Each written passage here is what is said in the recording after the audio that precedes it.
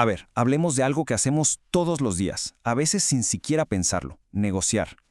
Pero ojo, vamos a quitarnos de la cabeza esa idea de que negociar es como ir a la guerra, una batalla que hay que ganar. Nada que ver. Hoy vamos a descubrir que se trata mucho más de entender y de crear. Y miren, esta frase que ven en pantalla es, de verdad, el punto de partida perfecto. Las técnicas de las que vamos a hablar no son para controlar o manipular a la gente, para nada. Son, más bien, formas de entender mejor a los demás, de conectar con eso que los mueve, con lo que los motiva. Se trata de escuchar, de ser abierto, de tener empatía. Entonces, si no es una batalla, ¿qué es negociar en realidad? Pues es mucho, mucho más que solo regatear un precio. Es en esencia una conversación para ponernos de acuerdo, para resolver nuestras diferencias y, aquí está la clave de todo, para crear algo de valor juntos. Ok, ¿y cómo lo vamos a hacer? Este es nuestro plan. Primero, vamos a cambiar el chip, esa mentalidad de ganar. Después, vamos a ver qué estilos de negociador existen, para ver con cuál nos identificamos. Luego, las herramientas que no pueden faltar, cómo le hacemos con el conflicto y las emociones, y cerramos con la idea central, cómo crear valor para todos. Bueno, pues vamos a entrarle de lleno al primer punto. Aquí viene el cambio más grande, la transformación principal. Hay que cambiar el objetivo. Miren, la idea no es ganar como sea, sino encontrar un resultado donde todos los que están en la mesa salgan beneficiados.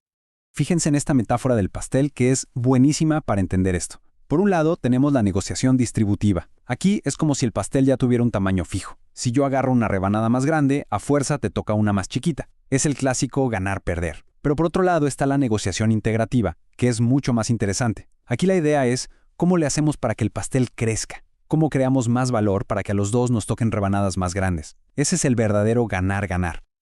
Así que el punto clave es justo ese. El objetivo ya no es pelearse por quién se queda con el pedazo más grande de lo que ya hay. No, el objetivo es pensar en cómo podemos juntos crear y hacer que el valor total crezca para todos.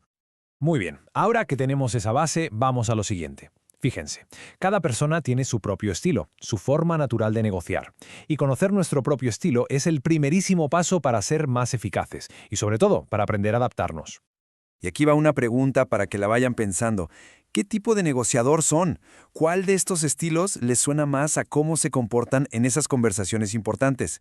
Es bueno tenerlo en mente mientras vemos los diferentes tipos. A ver, el primero es el que podríamos llamar el intermediario.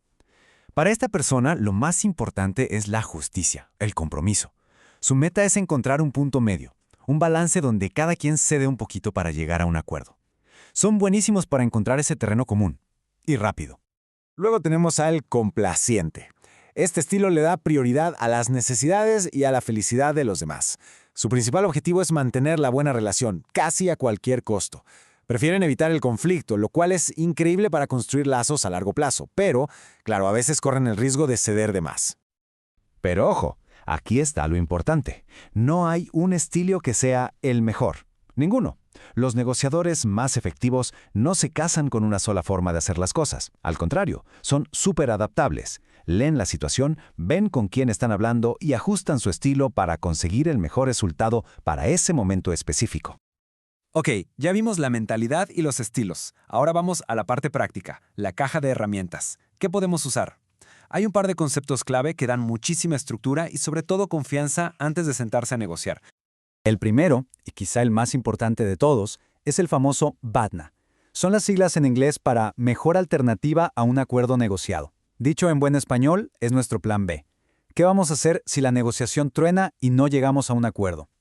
Saber esto nos da un poder increíble porque nos quita la urgencia de cerrar el trato a como dé lugar. El segundo concepto clave es la SOPA, que significa zona de posible acuerdo. Es básicamente el rango en el que un acuerdo le conviene a las dos partes. Imagínense esto. Un vendedor no baja de 80 y un comprador no sube de 100. Bueno, pues la sopa es justo ese espacio, entre 80 y 100. Si las zonas de cada uno no se tocan, si no se empalman, simplemente no hay trato posible. Y claro, nada de esto funciona sin una buena comunicación. Cosas tan sencillas como la escucha activa, o sea, usar frases cortitas como claro, ajá o entiendo para que la otra persona siga hablando, es súper poderoso. O por ejemplo, repetir de vez en cuando algo que dijeron para que vean que de verdad estamos poniendo atención. Y por supuesto, hacer preguntas abiertas, de esas que no se contestan con un simple sí o no. Esas preguntas nos dan un montón de información súper valiosa. Venga, ahora vamos a tocar un tema que a muchos nos pone nerviosos, el conflicto y las emociones. Es normal. Las negociaciones se pueden poner tensas, pero la buena noticia es que manejar esa presión es una habilidad que se aprende, que se puede desarrollar. Aquí hay una idea bien poderosa. Las emociones no son nuestras enemigas. Al contrario, son datos. Entender por qué nos sentimos de cierta forma, o por qué la otra persona se siente así, nos da pistas valiosísimas sobre lo que de verdad le importa a cada quien en esa conversación. Y si de plano la cosa se pone muy emocional, hay un caminito bien simple que puede ayudar. En lugar de reaccionar en caliente, podemos hacer preguntas para guiar la conversación de regreso a un lugar más calmado, más enfocado en resolver. Preguntas como, a ver, ¿cuál es el tema más importante ahorita? O, bueno, ¿y qué vamos a hacer para arreglarlo? Pueden cambiar por completo el rumbo de la plática.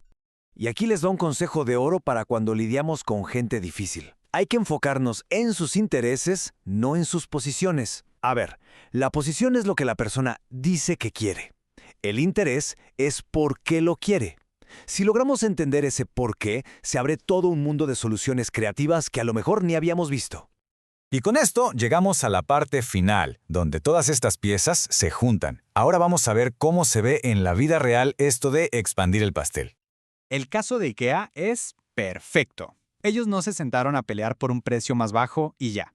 No, ellos le dieron la vuelta a todo el proceso. Al hacer que los clientes armen sus propios muebles, lograron empaques más pequeños.